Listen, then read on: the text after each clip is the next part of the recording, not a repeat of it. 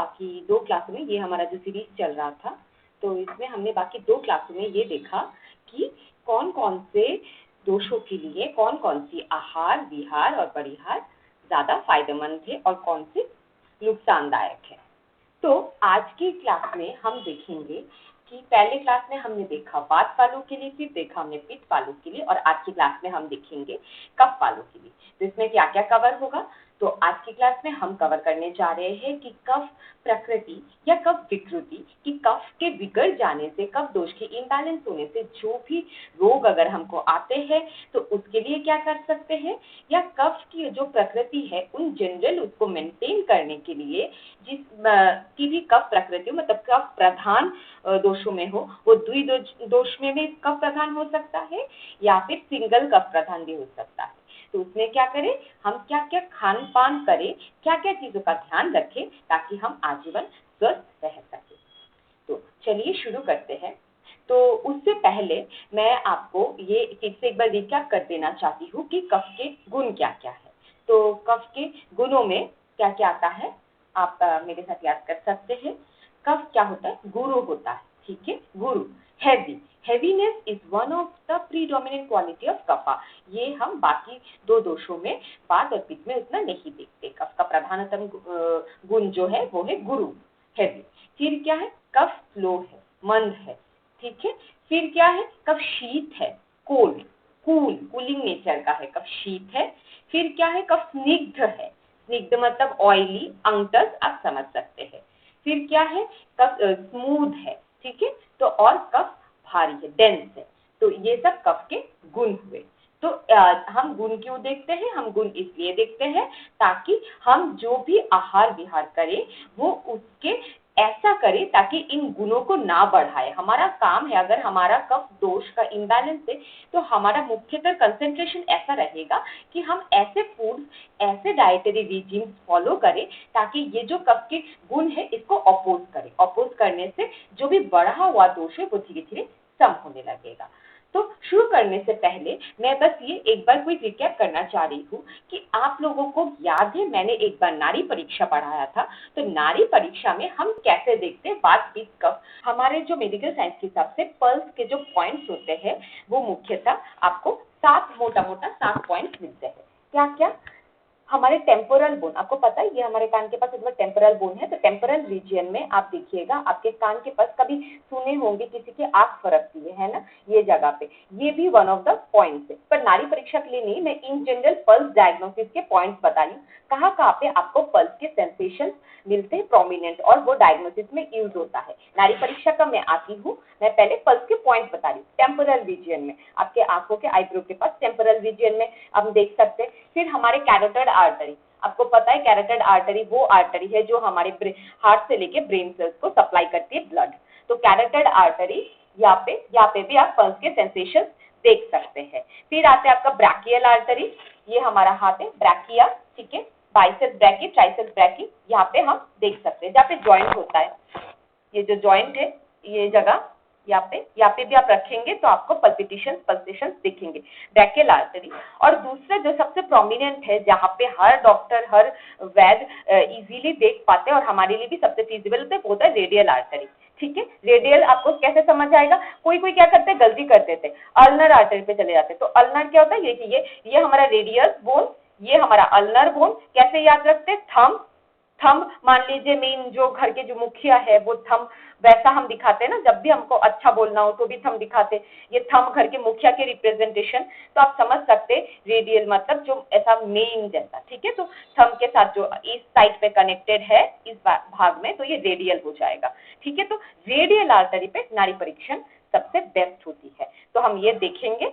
और दूसरा बता दूं, फेमोरल आर्टरीज में भी, फेमोरस आपके जो थाई बोन्स है, ठीक है, तो वहां पे फीमर जो हमारा सबसे बड़ा भारी बोल सकते हैं बोन, तो फीमर से फेमोरल आया है। तो उस रीजन में आपके ग्रोइन रीजन के पास भी देखिएगा टप टप टप टप टप टप कभी कभी पल्सेशन होता रहता है, तो वहां पे भी आप चेक कर सकते हो।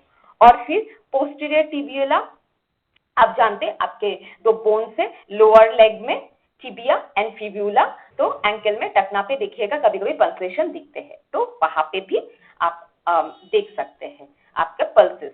और है डॉर्सालिस पेडिस, आपके पैर, मान लीजिए पैर है, पैर के फीट पे, यहाँ पे भी आप देख सकते हैं। तो मुख्यतः ये 7 पॉइंट्स हुए, तो वहां पे देख सकते हैं। पर हम नाड़ी परीक्षण के लिए सबसे बेस्ट रेडियल आर्टरी रहेगा। महिलाओं के लिए बाई हैंड करना क्या है, दाएं हाथ के 3 उंगली, फर्स्ट फिंगर, मिडिल फिंगर और index ring finger, index finger, middle finger, ring finger लेना है।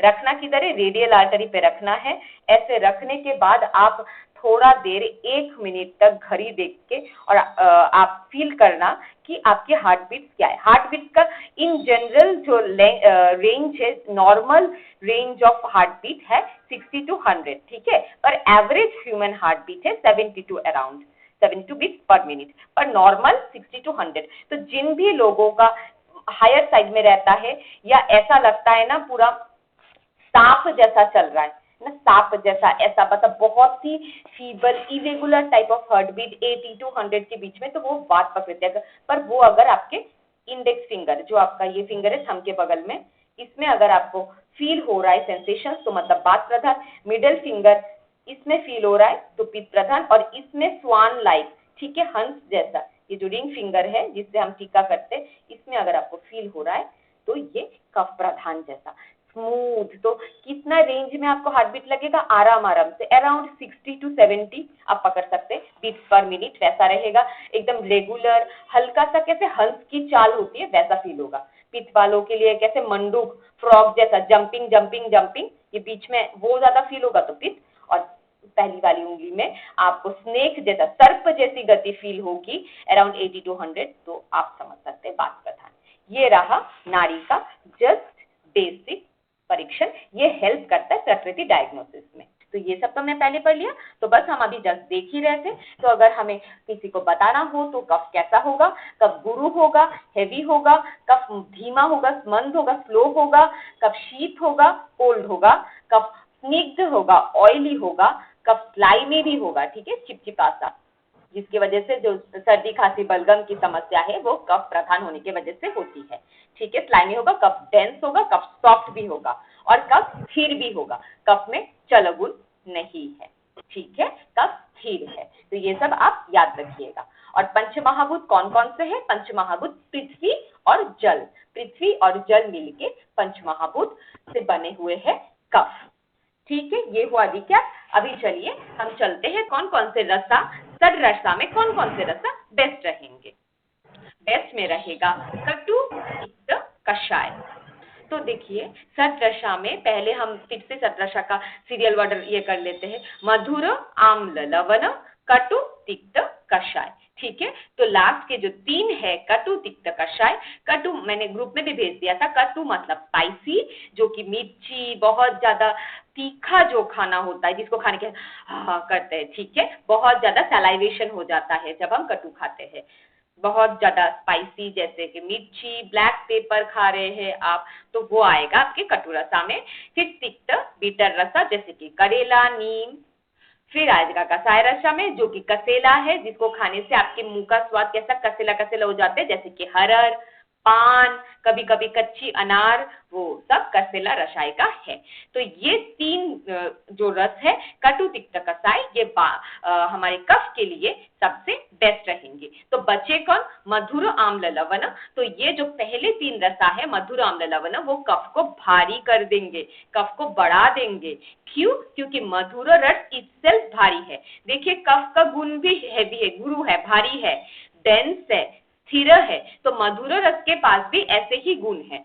हम करीब करीब जब षड्रसा पढ़े थे तो हम षड्रसा के ये जो द्रव्य है, ये द्रव्य के गुण भी होते हैं, है ना। कोई भी हम खान पान करते हैं, सब कुछ के गुण होते हैं। सारे जो भी पृथ्वी में, ये जो अर्थ में जो भी कंजम्पशन के लिए बने हैं या नहीं भी कंज्यूम करे, आयुर्वेद का मानना है इन सारे एलिमेंट्स का एक एक अपना इनेट नेचर होता है, मतलब अपना खुद का गुण होता है। तो ये गुण के अकॉर्डिंग ही वो हमको क्या क्या हेल्प करेंगे, क्या बेनिफिट देंगे, वो मिलता है। तो मधुर रस जो है वो गुरु होता है, भारी होता है पचाने में भी, तो और वो स्थिर भी होता है। तो इस कारण से वो कफ की वृद्धि करेगा। तो इस कारण से जो भी कफ दोष प्रधान व्यक्ति है उनको मधुर रस का कम से कम सेवन करना चाहिए, ज्यादा भारी या ज्यादा डेंस क्वालिटी के फूड्स वो नहीं ले सकते। तो उनको क्या लेना पड़ेगा, उनको लाइटर फूड्स लेने पड़ेंगे जो कि पचने में आसान हो, जो कि थोड़ा रुष्क भी हो। क्यों? देखिए, पचने में आसान क्यों? पचने में आसान इसलिए कि कफ प्रधान या कफ विकृति जिनका भी हो, उनकी अग्नि मंद रहती है। जब हम आमा और अग्नि का क्लास पढ़े थे, वहां पे हमने देखा जठर अग्नि कफ वाले लोगों में मंद रहती है। मंद मतलब एकदम लो डाइजेस्टिव फायर, उनको अच्छे से भूख ही नहीं लगती। एक बार खा लिया तो 2 घंटा क्या 3-4 घंटा भी बोलते नहीं, मेरा तो पेट पूरा भरा हुआ है। तो उनकी जो मेटाबॉलिज्म है वो बहुत स्लो एंड स्लगिश है, जैसा कि हम हाइपोथायरॉयडिज्म नाम के डिजीजेस में देखते हैं। मेटाबॉलिज्म इनका जो बॉडी में डाइजेशन होके, एसिमिलेशन होके जो बॉडी में एनर्जी उत्पादन होती है वो सब बहुत स्लो है। उनका एनर्जी का एक्सपेंडिचर भी बहुत स्लो है। तो इस कारण से उनकी जठराग्नि स्लो कारण होने के कारण से उनमें खाया पिया अच्छे से पचता नहीं, तो वो ओबेसिटी जैसे रोगों से ज्यादा पीड़ित होते हैं। तो वैसे भी हमने कफ के जब प्रकृति एनालिसिस देखा था तो उसमें हमने देखा था कफ प्रधान जो व्यक्ति है उनका बॉडी स्ट्रक्चर क्या है, बॉडी स्ट्रक्चर उनका फर्म है, ठीक है। उनके जो मसल मास बोलिए, उनके जो हड्डियों की टोटल वेट बोलिए, तो बॉडी कॉम्पोजिशन उनका थोड़ा ज्यादा है, हेवियर साइड में है, स्थूलीय है, ठीक है, थोड़े भारी होते हैं। तो इन व्यक्तियों में जेनरली मोटापा देखा जाता है। तो मोटापा देखा जाता है तो उनके लिए क्या करना चाहिए, तो इसीलिए उनको लाइट, सिंस कफ गुरु है, भारी है, उनको क्या देंगे हम, उल्टा फूड देंगे, उल्टे प्रकृति का। तो उल्टे में क्या, लाइट, जैसे हल्का खाना। तो हल्के खाने में क्या आएगा, हल्के खाने में सारे सूप, सारे वेजिटेबल्स, जो भी बॉइल्ड किए हुए सब्जी, फिर आप अच्छे से उनको दे सकते हैं कोई भी, जैसे ड्राई मिलेट्स होते हैं, मिलेट्स के बहुत सारे टाइप्स होते हैं, श्री धान्य मिलेट करके बोलते हैं, इसमें 5 प्रकार के मेन मिलेट्स होते हैं, वो उनके लिए बेस्ट रहता है। क्यों? क्योंकि मिलेट्स में देखिए रुष्क गुण होता है। मिलेट्स तो थोड़े से लघु भी होते हैं, कुछ कुछ गुरु भी होते हैं, ठीक है, पर मिलेट्स इसलिए दिया जाता है क्योंकि कफ क्या है ना, कफ स्निग्ध है, चिपचिपा है ना, मैंने बताया कफ में चिपचिपा पदार्थ ज्यादा होता है। तो मिलेट्स क्या होते हैं, मिलेट्स रुष्क होते हैं, रुष्क मतलब ड्राई, ठीक है, उनमें कोई ऑयलीनेस नहीं रहता। तो इसलिए मिलेट्स, किनुआ, ओट्स, फिर आप रागी, फिर ये जवार, बाजरा, पल, ये सब मिलेट्स की क्वालिटी है, ठीक है। सोरगम बोलते हैं इंग्लिश में जवार को, सोरगम, बाजरा, पर्ल मिलेट्स, तो ये सब मिलेट्स के प्रकृति है। तो और मुख्यतः जो इनमें सबसे बेस्ट काम होता है वो श्री धान्य मिलेट। आप गूगल कर लेना श्री धान्य मिलेट, आपको अच्छे से सारे फोटो मिल जाएंगे। बकव्हीट, फिर आजकल किनुआ करके भी बहुत सारे ऐसे आते हैं, एमरिंथ, ठीक है, एमरिंथ चोलाई के भी दाने आते, वो आप सब अच्छे से ले सकते हो। यव, बार्ली और षष्टिक राइस, ठीक है। जिन भी कफ प्रकृति लोग हैं इनमें व्हीट ज्यादा थोड़ा भारी माना जाता है, तो इसीलिए आप ले सकते हो, आप गेहूं ले सकते हो, पर मॉडरेशन में ले। षष्टिकशाली खाने में पचने में आसान होता है, सिंस उनके डाइजेस्टिव फायर लो रहते हैं कफ प्रकृति में, तो इसलिए षष्टिक राइस और यव का वर्णन किया गया है आयुर्वेद के संहिताओं में। तो षष्टिकशाली तीनों दोषों के लिए ही बेस्ट रहता है, क्योंकि वो लघु के साथ वो बहुत ज्यादा बल्य पुष्टिकारक भी होता है मधुर रस होने के कारण। तो जो सीरियल से वो सारे बेसिकली मधुर रस प्रदान है, पर देखिए बिना मधुर रस के भी काम नहीं चलेगा, वो सारे सडरसा हमें चाहिए। तो आप बोलेंगे दीदी कि मधुर रस तो इतने बेनिफिशियल नहीं है, तो हम क्यों ले रहे हैं? हम इसलिए ले रहे क्योंकि हमारे जो कार्बोहाइड्रेट रिक्वायरमेंट है, आयुर्वेद के साथ एलोपैथी भी मानता है कि हमारे बॉडी में एक बैलेंस डाइट होना जरूरी है। आयुर्वेद हमेशा सड रसाओं को इंक्लूड करने के लिए बोलता है, मधुर, आम्ल, लवण, कटु, तिक्त, कषाय, पर कफा के लिए बेस्ट होता है कटु, तिक्त और कषाय। पर इसका मतलब ये नहीं कि हम मधुर रस को पूरी तरीके से छोड़ सकते। तो अगर हम मधुर रस बेसिकली कार्बोहाइड्रेट समझ सकते, तो अगर हम कार्बोहाइड्रेट एकदम छोड़ देंगे तो हमारे बॉडी में फिर एनर्जी प्रोडक्शन, जो एटीपी सिंथेसिस होगा, वो हैम्पर हो जाएगा, क्योंकि कार्बोहाइड्रेट से हमारे बॉडी का जो संरचना है उसमें कार्बोहाइड्रेट से ही सबसे ज्यादा एटीपी प्रोडक्शन के लिए हमारा बॉडी डिजाइंड है। कार्ब्स के बाद आता है प्रोटीन्स। अगर आप कार्ब्स नहीं खाएंगे तो आपका जो बॉडी का मसल मास है, प्रोटीन्स ब्रेक डाउन होना शुरू हो जाएगा। आपको पता होना चाहिए 1 ग्राम कार्बोहाइड्रेट 4 किलो कैलोरी तक एनर्जी देता है। 1 ग्राम प्रोटीन भी 4 किलो कैलोरी तक एनर्जी देता है। पर आप बताएंगे फैट तो सबसे ज्यादा देता है। जी हाँ, 1 ग्राम फैट 9 किलो कैलोरी एनर्जी देता है। बात तो सही है, पर बिल्कुल जो भी व्यक्ति है जो कि जो कि अनहेल्दी वेट पे है, ओबेसिटी से शिकार है, उनके लिए कार्बोहाइड्रेट का इंटेक हम इसीलिए कम कर देते हैं क्योंकि उनमें फैट क्वांटिटी ज्यादा है। तो फैट मेटाबॉलिज्म बढ़ाने के लिए हम फैट बर्निंग की तरफ स्विच करते हैं डाइट को। पर जो भी व्यक्ति अगर दुबले पतले है या फिर उनके वेट एकदम ठीक है, बीएमआई जो बेसल मेटाबॉलिक इंडेक्स है वो ठीक है और वो वेट भी उनका ठीक है और उनको वेट घटाने की जरूरत नहीं, उनमें अगर हम कार्बोहाइड्रेट बिल्कुल ही बंद कर देते हैं तो क्या हो जाएगा, फिर बॉडी से मसल मास निकलने लगेगा। आपके जो बॉडी के मसल्स, बॉडी के फैट ब्रेक डाउन होकर फिर आपके बॉडी को एनर्जी देने लगेगी, तो आपका वेट फिर घट जाएगा और आप एनर्जी भी नहीं पाएंगे उतना। तो इसलिए हम जो कार्बोहाइड्रेट या सीरियल्स है वो कम करेंगे पर बिल्कुल बंद नहीं करेंगे। किसको कितना देना है वो बिल्कुल बॉडी कॉम्पोजिशन के अनुसार, ये बिल्कुल कस्टमाइज्ड होता है। इन जनरल कोई रूल नहीं है इसमें, किसको क्या 50% रखना है, 45% रखना है सीरियल्स मतलब मधुर रस का क्वांटिटी या 60% रखना है, बिल्कुल बॉडी के एनर्जी रिक्वायरमेंट के अनुसार होता है। तो नेक्स्ट हम चलते हैं कि हमें दालों में क्या ले सकते हैं। जैसे कि आप जानते हैं सारे कार्बोहाइड्रेट्स में सब में एसेंशियल अमीनो एसिड जैसे थियोनिन करके नहीं होता है, तो दाल मिक्स कर लेंगे। तो कफ प्रकृति लोगों के लिए दालों में क्या, आप मूंग दाल सबसे बेस्ट होता है। आप इनमें सिंस बहुत थोड़ा सा हेवियर वेट रहता है तो भारी दाल जैसे कि लोबिया, फिर बहुत मोटा चना, फिर आप बीन्स होता है, बहुत टाइप का राजमा, उड़द दाल, ये सब आप कम लेंगे। कुल्थी दाल आप ले सकते हो पर कितना, हफ्ते में 2 से 3 दिन। कुल्थी दाल भी अच्छा होता है, आप अच्छे से ले सकते हो। फिर आप चना दाल भी ले सकते हो पर हफ्ते में 2-3 दिन ऐसा करके लेना है। मूंग दाल इनमें सबसे बेस्ट रहता है। मूंग दाल, लाल मसूर दाल रेड कलर के जो आते हैं जिसको रेड ग्राम्स भी बोलते हैं, तो वो आप ले सकते हो। वेजिटेबल्स में कौन सा अच्छा होगा, वेजिटेबल्स में जैसे कि आप कोई भी कषाया रस, तिक्त रस, जैसे आप करेला, फिर आप तोरई, लौकी, ये सब आप ले सकते हो। आप क्या बोलते हैं इसको, काउपी, जैसे बीन्स जैसे लंबे लंबे आते हैं, बोदी भी बोलते हैं बहुत जगह, मैं इसका हिंदी नाम भूल रही हूँ। लंबे लंबे आते हैं ना बीन्स के, एक तो होते हैं छोटे बीन्स, एक होते हैं बड़े बीन्स, सीड्स तो सब में होते हैं, वो सब आप ले सकते हो। टमाटर, मूली, गाजर, कोई भी ठंडी सीजन की जो भी सब्जी आती है वो सारी अच्छी रहती है कफ के लिए, वो आप ले सकते हो क्योंकि उनमें कषाय रस ज्यादा रहता है। ठंडी सीजन में तिक्त और कषाय रस प्रधान ही सब्जी आती है, तो गोभी वगैरह अच्छे से ले सकते हो। बीटरूट भी बहुत अच्छा है, बीटरूट वगैरह, क्योंकि कफ प्रधान व्यक्तियों में एनीमिया भी देखा जाता है कभी कभी, क्योंकि उनका इन जनरल जो बॉडी का स्किन टोन होता है वो बहुत फेयर होता है, बहुत ज्यादा फेयर, और मेटाबॉलिज्म उनका स्लो होने के कारण तो उनका जो भी डाइजेस्टिव गैस्ट्रिक जूसेस है वो सही टाइम पे नहीं निकलते, लीवर भी कभी कभी कम अच्छे से काम करता है, तो इस कारण उनमें कभी कभी एनीमिया की प्रॉब्लम्स देखी जाती है। तो बीटरूट जैसे चीजें, करी पत्ता, ये सब उनके लिए बहुत बहुत फायदेमंद होगा। तो अभी हम चलते हैं सैलड्स पे।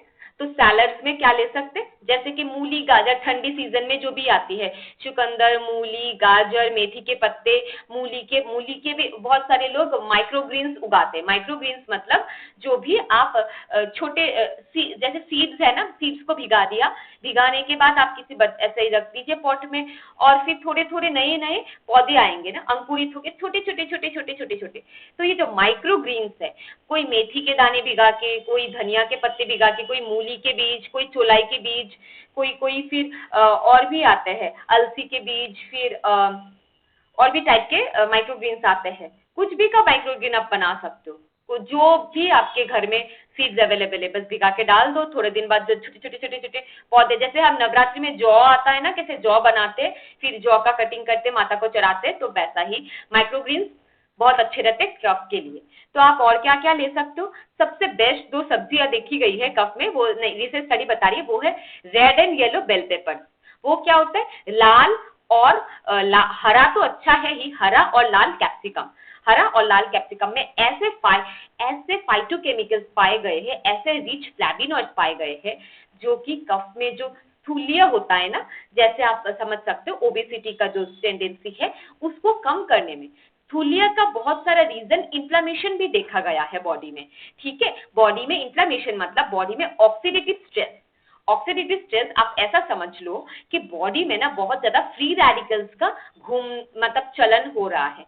ये जब बहुत हद तक बढ़ जाता है, जैसे कैंसर पेशेंट्स में देखा जाता है, ऑक्सीडेटिव स्ट्रेस इतना ज्यादा है, मतलब फ्री रेडिकल्स जो कि आयंस ना बॉडी में इतने ज्यादा फ्री फ्लोइंग है, तो वो क्या करता है हमारे ऑर्गन्स को बहुत ज्यादा डैमेज करता है।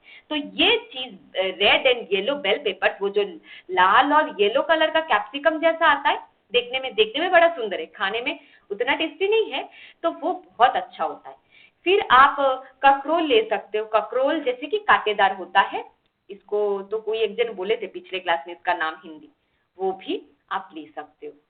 फिर माइक्रोग्रीन्स बहुत सही रहेगा। आप सैलड्स कैसा लेना है, सैलड्स आप ले लीजिए अपने अनुसार। सारे सैलड्स, कच्चे सब्जियां, कच्चे सैलड्स, कच्चे जो माइक्रोग्रीन्स है वो आप एक बार डेली कंज्यूम करना चाहिए। कफ वालों के लिए डाइट ऐसा होना चाहिए 50% रॉ और 50% ही कुक्ड खाना। दिन में, पूरा दिन में कितना केजी खा रहे हो, 1 केजी, 2 केजी, 3 केजी, जितना भी आप टोटल खाना खा रहे हो उसका 50% आपको कच्चा हरे पत्तेदार सब्जियां, माइक्रोग्रीन, सैलड, स्प्राउट, फल, फ्रूट्स, ये सब रखना चाहिए ताकि आपका मेटाबॉलिज्म बूस्ट हो। फिर आप फलों में क्या ले सकते, फलों में आप कोई भी लाइट फ्रूट्स या जो कि ज्यादा भारी नहीं है, जैसे ना वाटरमेलन वगैरह, मलबेरी, पानीदार फल जिसमें बहुत ज्यादा पानी की क्वांटिटी हो। जैसे केला वगैरह क्या होता है, डेंस होता है, हैवी होता है, तो केला कफ वाले प्रकृतियों को केला नहीं चलेगा। ऐसे तो देखिए केला बहुत अच्छा एक फ्रूट है, this is a super food, कदली नाम से जाना गया था, ठीक है। इसकी भी एक सुंदर सी कहानी है, केला क्यों इतना अच्छा है। तो केला में क्या होता है ना, गुरु गुण ज्यादा होता है, भारी होता है, ठीक है। वो पावर पैक्ट, एकदम मधुर रस का पावर पैक्ट है ना, तो इसीलिए वो तो देखिए कैल्शियम वगैरह तो रहता है, पोटेशियम बहुत अच्छा रहता है केला में, विटामिन सी है, बहुत सारे एसेंशियल मिनरल्स है। पर केला गुरु गुण होने के कारण आयुर्वेद मानता है केला कफ को बढ़ाएगा, तो इसलिए केला कम मात्रा में खाइए। आपको पसंद है तो खाइए। कौन से अच्छे रहेंगे, एप्पल्स बहुत अच्छे रहेंगे, और जो भी बेरीज मिलते हैं ना विंटर सीजन, मार्च वार्च के अराउंड ना बेरीज मिलते, चेरीज भी मिलते। अभी देखिएगा आपने चेरी मिल रहा है दिल्ली के साइड, लाल लाल, बहुत बहुत अच्छे हैं। डेली चेरी, जामुन, ये सब जो भी सीजनल अभी मिल रहा है ना गर्मियों के सीजन में, वो सारा आप खाइए। पपीता बहुत अच्छा है। एप्पल डेली सुबह खाली पेट एक एप्पल जो खाते हैं, कफ प्रधान जो माइग्रेन होता है, ठीक है, माइग्रेन के भी 3 टाइप्स है, वात, पित्त और कफ प्रधान। कफ प्रधान जो माइग्रेन होता है, कफ प्रधान जो लोगों को ब्लोटिंग होता है, उन सब के लिए बहुत सही रहेगा एप्पल सुबह डेली खाली पेट। आपके नर्वस सिस्टम को भी बहुत एक्टिवेट करता है। तो कौन सा और बेस्ट फल है, बेस्ट फल में अभी जो निकल रहा है वो है पियर्स। एप्पल तो चलिए थोड़ा सा विंटर आएगा ना, ऑटम आएगा, उसके शिशिर ऋतु में या हेमंत ऋतु में निकलना शुरू होता है। अभी तो एप्पल का उतना सीजन नहीं है, तो अभी पियर्स का सीजन है। नाशपाती, नाशपाती एक्सीलेंट है कफ के लिए, कफ शमन में, कफ वालों प्रकृति के लिए बहुत अच्छा। ब्लैकबेरीज, जामुन, ये अच्छा। फिर आते हैं ना लोकल मलबेरीज, छोटे छोटे ऐसे देखिएगा, मीठा सहतूत बोलते हैं, सहतूत मीठा होता है, जब पक जाता है तो काला हो जाता है, ऐसे लाल दिखता है, फिर जब एकदम पूरी तरह से पक जाता है तो काला होता है, बहुत अच्छा। फिर आता है सन मेलन, मेलन फैमिली के जितने सारे लोग। और बेस्ट है अनार। अनार वैसे सारे लोग खा सकते हैं, vata, pitta, kapha, best of the best fruit है अनार। अनार और आंवला की ये दोनों मतलब सबको लेने चाहिए, पर कफ प्रकृति वाले भी अच्छे से ले सकते हैं। और अगर आपको कभी कभी मीठा ज्यादा खाने का मन करता है, या आपको कुछ शेक बनाना हो, मिल्क शेक नहीं, ऐसे ही ड्राई फ्रूट शेक, तो आप उसमें से द्राक्षा, जिसको ब्लैक ग्रेप्स बोलते हैं, या येलो ग्रेप्स, वो भी ले सकते हैं। 2-3 अंजीर, ये सब ले सकते हैं, पर कभी कभी, हमेशा नहीं। ज्यादा कफ प्रकृति लोगों को ये नहीं जमता, क्योंकि कफ प्रकृति में भी जो मैंने बताया मधुमेह, जिसको आयुर्वेद में प्रमेह भी बोलते हैं, जो कफज प्रमेह है, तो इसमें आप ये सब नहीं ले सकते।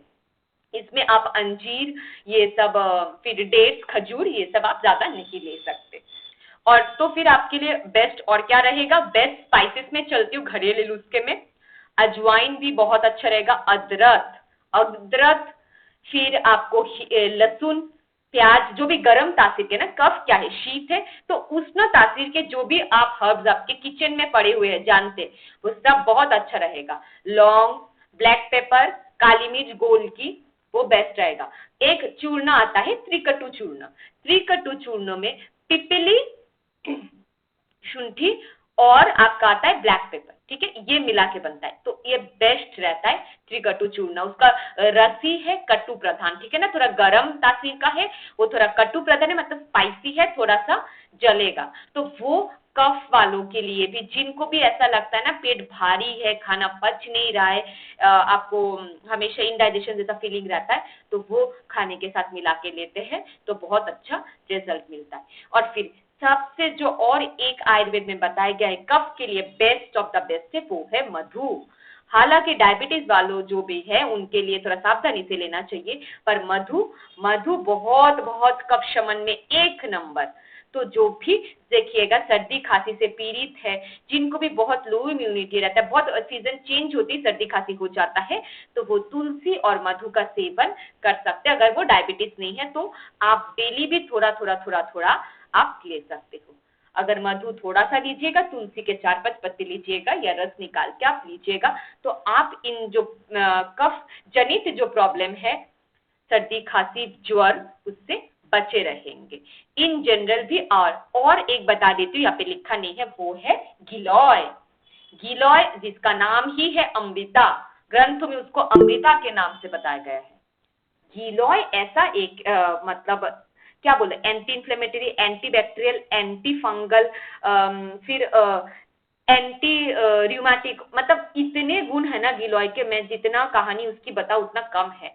आपको फीवर आ रहा है, आपको सर्दी खांसी, आपको कुछ नहीं करना है, आपको बस थोड़ा हल्दी और गिलोय लेनी है, 2-2 टुकड़ा, कितना आपकी उंगली बराबर, ठीक है, आपकी उंगली बराबर, इतना के थम के इस फर्स्ट फिंगर के इतने बराबर लेना है। इसको अच्छे से कद्दूकस करिए या पीसिए, फिर पानी में उबाल के इसका काढ़ा बना के थोड़ा ब्लैक पेपर डाल के आप छान के पीजिए। आपको फीवर में पैरासीटामोल खाने की जरूरत नहीं पड़ेगी। आपको फीवर में जो तकलीफ हो रहा है वो टेम्परेचर डाउन हो जाएगा। और जो भी बॉडी में फीवर क्यों होता है, बॉडी में इन्फ्लेमेशन के, आपके कहीं ना कहीं बॉडी में इन्फ्लेमेशन है। फीवर कोई रोग नहीं है, ये ज्वर बस एक सिम्टम है, सिग्नल है बॉडी का आपसे बात करने का कि देखो मेरे अंदर कोई तकलीफ है, मुझे सुनो। ज्वर को कभी सप्रेस नहीं करना चाहिए, कभी भी दवाई लेके ज्वर को कम नहीं करना चाहिए, उससे ज्वर की टेंडेंसी बढ़ जाती है। ज्वर इसलिए आता है कि बॉडी का बात आपने सुना नहीं, क्यों आया, तो बॉडी आपसे बोल रहा है कि कुछ करो अभी, है ना, तो मेरे जो रूट कॉज है उस पर काम करने से ज्वर ऑटोमेटिक कम हो जाता है। पैरासिटामोल क्या करता है, पैरासिटामोल जस्ट आपके एक न्यूरो रिसेप्टर्स में जाके बाइंड होके वो आपके टेम्परेचर का जो जिस वजह से बढ़ा था उसको कम कर देता है, पर वो रूट कॉज पे काम नहीं कर पाता। तो आप अपने ऐसे डाइट्स में लीजिए, हल्दी का सेवन डेली करिए, तुलसी पत्ता ले सकते आप, गोलकी कभी कभी लीजिए। अगर आपका वात पित्त और कफ तीनों इम्बैलेंस है तो गोलकी थोड़ी थोड़ी मात्रा में लीजिए। अगर सिर्फ कफ प्रदान है तो गोलकी ले सकते हैं, ठीक है। आप मेथी का इस्तेमाल कर सकते हैं, मेथी, मेथी भी बहुत अच्छा काम देता है। तो अब चलते हैं हम नॉनवेज सही रहेगा क्या। देखिए सही रहेगा कि ये बात बताना बहुत मुश्किल है, क्योंकि ये सब चीज आपके आजन्म में भी है। आजन्म मतलब आप जो हैबिचुएटेड है फ्रॉम बर्थ, तो मैं आपको ये नहीं बोलूंगी कि आप एकदम कंप्लीटली छोड़ दीजिए, पर अगर आप किसी कफ रिलेटेड डिजीजेस से गुजर रहे हैं, जैसे कि क्या, जैसे कि ओबेसिटी, मोटापा, फिर क्या आप हाइपोथायरॉयडिज्म जैसे प्रॉब्लम से गुजर रहे हैं, फिर आप कफजर डायबिटीज जो है कफ रिलेटेड, फिर आप cholesterol, high level of cholesterol जिसको बोलते हैं डिसलिपिडेमिया, ट्राइग्लिसराइड्स का अमाउंट आपका अबव 200 है, कोलेस्ट्रॉल का amount above to low, LDL जिसको बोलते हैं लो डेंसिटी कोलेस्ट्रॉल, वो 200 से पार है, ठीक है ना। तो इन सब रोगों में आपको थोड़ा ध्यान रखने की जरूरत है कि आप उतना नॉनवेज ना लीजिए। अगर आपको लेना ही है तो आप उसको फ्राइड या आप तंदूरी वगैरह मत लीजिए, आप सूप के तरह लीजिए, थोड़ा बहुत आप सूप बना के, उसका स्ट्यू बना के वैसे पी सकते, बहुत सारी सब्जियां डाल के। और मछली बेस्ट रहेगा अगर आप नॉनवेज में लेते हो। चिकन या मटन ज्यादा मतलब चिकन तो मैं एडवाइज ही नहीं करूंगी क्योंकि उसमें बहुत सारे इंजेक्शन और हार्मोनल रहते। मटन भी लेना है तो सूप के फॉर्म में लीजिए, तेल डाल के एकदम कषाया बना के मत लीजिए। फिर क्या आता है डायरी, डायरी प्रोडक्ट्स में भी, नॉनवेज के साथ डायरी प्रोडक्ट्स में भी आपको कट डाउन करना पड़ेगा, मतलब कम लेना पड़ेगा, कभी कभी ले सकते, डेली तो बिल्कुल भी नहीं। वरना आपका वेट भी बढ़ता रहेगा। फिर वेट के साथ क्या आता है, बहुत सारी बीमारी, हार्ट की प्रॉब्लम, कार्डियोवास्कुलर डिजीजेस, हार्ट में ब्लॉकेज, आर्टरीज में ब्लॉकेज, फिर इरेथीमिया मतलब हार्ट बीट इरेगुलर, ठीक है, ये सब प्रॉब्लम्स आपके आ सकती है। स्वेटिंग, पल्पिटेशन, एस्थमा के पेशेंट्स होते हैं, कफ प्रधान, ब्रोंकाइटिस, एस्थमा, साइनोसाइटिस, ठीक है, इन सब में बिल्कुल नॉनवेज एकदम कट डाउन, एकदम कट डाउन, उसमें तो अलाउ ही नहीं कर सकते अगर आप रेस्पिरेटरी रिलेटेड इलनेस से गुजर रहे हैं। कफ ऐसा नहीं है कि कफ सिर्फ हमारे ऊपर रहता है ना, हम सोचेंगे कि श्वसन तंत्र का रोग हुआ तो ही हमारे कफ विकृति है, ऐसा नहीं है, डाइजेस्टिव रिलेटेड डिसऑर्डर्स में भी होता है। तो म्यूकस आना है ना, स्टूल में म्यूकस आ रहा है, एकदम पतला पतला चिकना सा मल है, आपके पेट में कोलाइटिस, आंतों में मरोड़े होती रहती है, पेट में भयंकर दर्द होता रहता है, बाहर खा लिया बहुत दर्द, तो अब कफ बढ़ जाता है। स्किन में बहुत सारे कैसे कुष्ठ रोग, एकदम पित्त तो बढ़ा हुआ है ही, कफ भी बढ़ा हुआ है, स्किन में दांत, खाज, खुजली हमेशा चलती रह रही है, तो भी कफ बढ़ा हुआ है, आपको समझना पड़ेगा। और नॉनवेज और डायरी एकदम बंद, ठीक है। किन लोगों में से फैलाव कर सकते हैं, जिनमें ऐसे कोई विकार नहीं है, कफ प्रकृति है, बस अभी मेंटेन करके चलना है, तो उनमें कभी कभी आप दे सकते हो। तो आप छाछ दे सकते हो, आप घी कभी कभी इस्तेमाल कर सकते हो, दूध लेते हो तो हल्दी डाल के लो, पनीर भी कम मात्रा में लेना है। तो उनमें क्या, गाय के दूध से ज्यादा बकरी का दूध ज्यादा सुटेबल करता है। और दूध ही लेना है तो आप कोकोनट मिल्क लीजिए, जो कि ऑर्गेनिक प्लांट बेस्ड डायरी है, कोकोनट मिल्क, सोय मिल्क, ये सब आप ले सकते हो। आलमंड मिल्क मतलब गाय का जो दूध होता है वो कफ को थोड़ा सा वृद्धि कर सकता है, क्योंकि वो मधुर रस का होता है, ठीक है, थोड़ा सा हैवी होता है, वृद्धि कर सकता है, तो इसलिए कम लेना है, कभी कभी हफ्ते में 2-3 दिन बस। और तेल में क्या, तेल में सरसों तेल अच्छा रहेगा, ऑलिव ऑयल ले सकते हो, मूंगफली का तेल, ग्राउंडनट ऑयल, ये सब कम लेना है, ठीक है, ये सब बात वालों के लिए ठीक है। मस्टर्ड ऑयल, सरसों तेल बेस्ट रहेगा। अगर आप कोई और तेल इस्तेमाल करते हो, आप साउथ इंडिया से हो तो कोकोनट ऑयल लेना चाहे तो ले लो, आपके घर में चलता है हमेशा वो तेल, ठीक है। बस यही ध्यान रखना है, रिफाइंड ऑयल नहीं लेना है, ठीक है। जो भी डबल रिफाइंड ऑयल आता है, जैसे कि सफेद तिल, कैसे समझोगे, वो एकदम सफेद आता है ना, राइस ब्रान ऑयल, बहुत ही हेल्दी, बहुत महंगा, हार्ट हेल्थ, ऐसा कुछ नहीं होता, ये सब बहुत ही अल्ट्रा प्रोसेस्ड होता है, ये हमें कम से कम लेना चाहिए, तो कभी ही नहीं लेना चाहिए। इसमें न्यूट्रिशन के नाम पे कुछ नहीं है बचा हुआ, सिर्फ लोडेड केमिकल्स बचे हुए हैं। कुकिंग मेथड्स वही रहेंगे, आप हल्का सा स्टीम करके, बॉईल करके, अच्छे से उसका सूप बना के, काढ़ा बना के, आप उसका चटनी वगैरह बना के ले सकते हो, जैसा भी आपको ठीक लगे। कफ वालों के लिए गरम गरम खाना सबसे बेस्ट रहेगा, खाना बनते ही 1 से 2 घंटे के बीच में खा लीजिए, बात वालों के लिए। और कफ वालों के लिए सेम रूटीन, खाना बनते ही जल्दी से जल्दी खा लीजिए, पित्त वालों के लिए भी, पर गरम गरम जितना खाएंगे उतना आपका अच्छा रहेगा। हर्बल टी लीजिए, अदरक का काढ़ा, सौंठ का काढ़ा, फिर तुलसी काढ़ा, नींबू देके, ठीक है, वो सब लीजिए, अच्छा रहेगा। आप लेमन ग्रास करके आता है, वो भी ले सकते। और त्रिफला, अगर आप चाहते हैं कि इतना कुछ करने का समय नहीं है, आप एक शॉर्टकट मेथड चाहते हैं, सुबह सुबह कैसे बैलेंस करें, देखिए सुबह 6 बजे से 10 बजे कफ का काल होता है, मैंने आपको ऋतुचर्या और आयुर्वेदिक क्लॉक भी पढ़ाया था, तो उसमें आप जानते हैं सुबह 6 से सुबह 10 बजे कफ का काल, और फिर same 6 AM to 10 AM, 6 PM to 10 PM कफ का काल, ठीक है। तो उस समय आपको क्या करना चाहिए, उस समय आपको गरम गरम, आपको कफ शमन हो, ऐसी चीजें करनी चाहिए। तो इसीलिए देखिए ना, चाय का प्रचलन क्यों चला है, बेसिकली चाय का प्रचलन दूध और चाय पत्ती देके हमारे पूर्वज नहीं पीते थे, ये तो जब अंग्रेज भारत में आए ना, तो चाय पत्ती आया। आपको पता है कि नहीं कि चाय हमारी ऑथेंटिक इंडियन ट्रेडिशन नहीं है, चाय पत्ती, जो चाय पत्ती आज हम मतलब मार्केट में पा रहे हैं, this is brought by east India company. अंग्रेज जो ईस्ट इंडिया कंपनी में पहले इंडिया में व्यवसाय करने, बिजनेस करने आए थे, और बाद में हमारे को गुलाम बना डाले, तो उन लोगों ने लाया था, आसाम, वेस्ट बंगाल जैसे बहुत सारे टी गार्डन बनाए थे, ठीक है। तो this is not our traditional food. तो आपका ट्रेडिशनल फूड क्या, तो आप बोलेंगे कि मैम आप क्या बोलना चाह रहे हो कि चाय फिर नहीं है। चाय था, हमारे जो पूर्वज थे, जो भी हमारे ऋषि मुनि समझ सकते, वो काढ़ा पीते थे। किसका चाय, तुलसी का चाय, गिलोय का चाय, हल्दी का काढ़ा, सुबह वो भी पीते थे गरम गरम। तांबुल सेवन है ना, मैंने आपको दिनचर्या पढ़ाया था, तो उसमें आपको याद होगा, गांडूशा करने के बाद, ऑयल पुलिंग करने के बाद आपको क्या करना है, ऑयल पुलिंग, दांत सफाई, दंत मंजन, ये करने के बाद आपको तांबुल सेवन करना है। तांबुल माने क्या, पान, पान, आप बोलेंगे पान, अरे ये तो कितना ओल्ड डेटेड है, ये सब कौन खाता है, दांत खराब हो जाएंगे। दांत तब खराब हो जाएंगे जब आप तांबुल के साथ, उस पान के साथ और भी चीजें मिलाएंगे, जैसे कि खदीर है ना, खयार बोलते हैं उसको, वो ब्राउन कलर का एक रेजिन जैसा होता है, वो ब्राउन कलर का होता है, उसको पान में मिला के लोग पान में लगा के, चूना लगा के बहुत टेस्टी और भी बहुत कुछ बना के खाते। तो इतना कुछ करेंगे तो फिर दांत में एक कोटिंग आएगा। नॉर्मल लीफ वो पान का कसेला रस होता है। कसेला रस कफ शमन के लिए होता है, पढ़ाया कि नहीं मैंने अभी। तिक्त कटु तिक्त कसाय, तो कसेला रस सुबह सुबह खाने से कफ शमन होगा, ठीक है, क्योंकि कफ का काम क्या है, सुबह 6 बजे से 10 बजे है। ओके, तो इसीलिए दिनचर्या में दंत मंजन और गांडूशा के बाद आपको बताया गया है कि आप तांबुल सेवन करें। सिर्फ तांबुल, सुपारी डालने के लिए नहीं बोला गया है। अब मॉडर्न मेडिकल साइंस पीछे पड़ जाएगा, अरे सुपारी खाने से कैंसर होता है। Okay, I agree. Betel nut जिसमें कुछ कुछ ऐसे केमिकल्स पाए गए हैं, मैं केमिकल का नाम भूल रही हूँ, जो कि थ्रोट कैंसर में एड, ठीक है, प्रीडिस्पोज कर देता है, मतलब हो सकता है। तो आपको बीटल नट डालने के लिए नहीं बोला गया, आपको कुछ भी नहीं डालना है, आपको सिर्फ वो पान का पत्ता अच्छे से धो के आपको उसका रस लेना है, ठीक है। उसका रस आपके डाइजेस्टिव ट्रैक्ट को, आपके कफ के लिए, जो रेस्पिरेटरी बलगम जो है, हमारे गले में भी बलगम रहता है, फ्लेम जिसको बोलते हैं, फ्लेम, ठीक है, और आंतों में भी रहता है, ठीक है। कफ का स्थान अमाशय भी है, आप मत भूलिए, कफ का स्थान सिर्फ छाती नहीं है, चेस्ट, थोरासिक कैविटी सिर्फ नहीं है, कफ के स्थान में अमाशय भी आता है। वरना स्टोमक में लुब्रिकेशन कैसे होगा?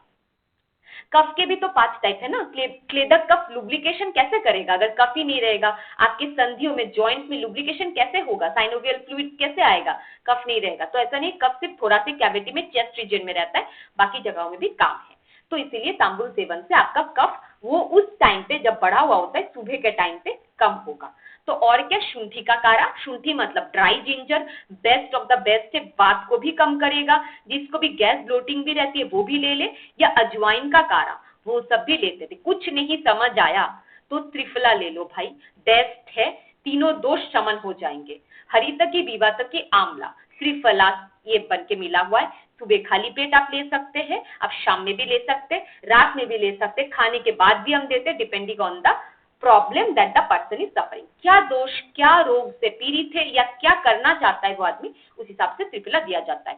त्रिफला के तो इतने गुण है कि डायरिया भी रोक सकता है, कॉन्स्टिपेशन भी रोक सकता है, गैस ब्लोटिंग भी कम कर सकता है, एस्थमा भी ठीक कर सकता है, इतना एनीमिया भी इंप्रूव कर सकता है, बाल झड़ना भी कम कर सकता है, स्किन का भी ग्लो ला सकता है। गुण तो क्या बताऊं, मतलब बहुत।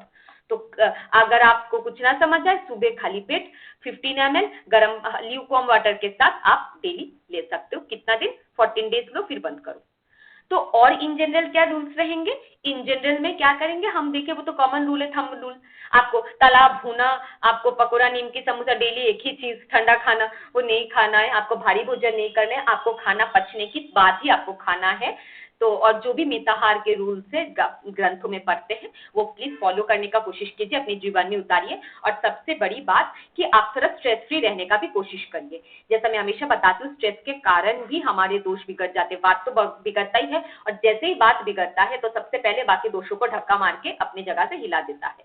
तो इस कारण स्थूल्य, जो कफ का एक one of the main common disorder, obesity देखा जाता है। तो इसलिए आप स्ट्रेस पे भी काम करिए, अपने मानसिक अपने मानसिक हेल्थ पे, मेंटल हेल्थ पे काम करिए, ताकि आप हमेशा स्वस्थ रहे, along with your dietary regime.